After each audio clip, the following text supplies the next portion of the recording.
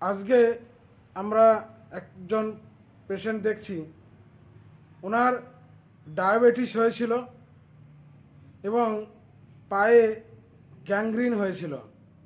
সে বিষাক্ত ঘা, অনেক অ্যান্টিবায়োটিক খেয়েছেন প্রায় 15 দিন থেকে, কিছুতেই কম ছিল না। মুখ তেতো হয়ে যেত এবং খাবারের প্রতি কোনো রুচি ছিল না। শরীর ধীরে ধীরে দুর্বল হয়ে যাচ্ছিল। একদিন ওনার পায়ে আমি ব্যান্ডেজ দেখতে পেলাম, তারপর আমার ঘরে ডেকে নিয়ে আসলাম। তারপর ওনাকে কেস টেকিং করে ক্যালেন্ডুলা মাদার টিংচার দিয়ে সেই ক্ষতস্থান ঠিক করলাম। ক্যালেন্ডুলা মাদার জলে গুলে প্রতিদিন ড্রেসিং করতাম আর ব্যান্ডেজের কাপড় ক্যালেন্ডুলা ভিজিয়ে পায়ে জড়িয়ে রাখতাম আর ক্যালেন্ডুলা 30 খেতে দিলাম। তো এইভাবে ধীরে ধীরে ওনার পায়ের ঘাটাও ঠিক হয়ে গেল। ওনার ডায়াবেটিসের জন্য কোনো ওষুধ খেতে হয়নি। ওনাকে সমস্ত অ্যালোপ্যাথি ওষুধ বন্ধ করে দেওয়া হলো।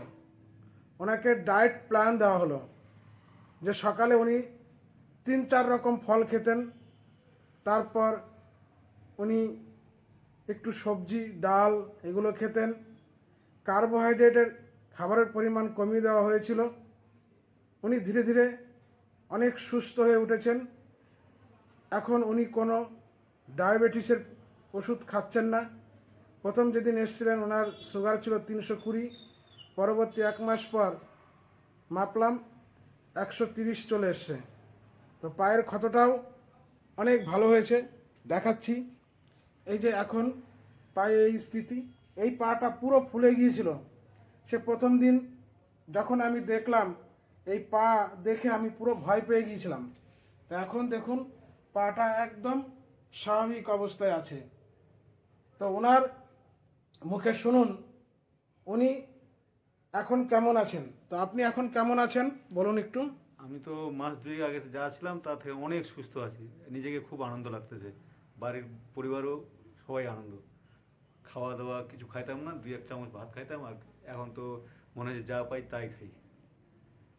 তো এখন ওনার শরীর অনেক ভালো আছেন। আপনি কি এখন কোনো ডায়াবেটিসের ওষুধ খাচ্ছেন? না, টোটালি বন্ধ করে দিয়েছি। আপনি যেদিন থেকে বলছেন ওই দিন থেকেই টোটালি বন্ধ, আজ অবধি বন্ধ আছে। তাহলে দেখুন এই ডায়েট প্ল্যানের মাধ্যমেও মানুষ সুস্থ হতে পারে। আমাদের ধারণা যে ডায়াবেটিস মানেই ওষুধ খেতে হবে, এই ধারণা পরিবর্তন করার জন্য আমি এই ভিডিওটা তৈরি করলাম। আর ওনার যে পায়ে যে গ্যাংগ্রিন হয়েছিল, বিষাক্ত ঘা হয়েছিল, সে দেখে সবাই আতঙ্কিত হয়েছিল। তো এখন উনি অনেক ভালো আছেন, সুস্থ আছেন। তো সেই ভিডিওটা তৈরি করলাম আপনাদের দেখানোর জন্য। ধন্যবাদ।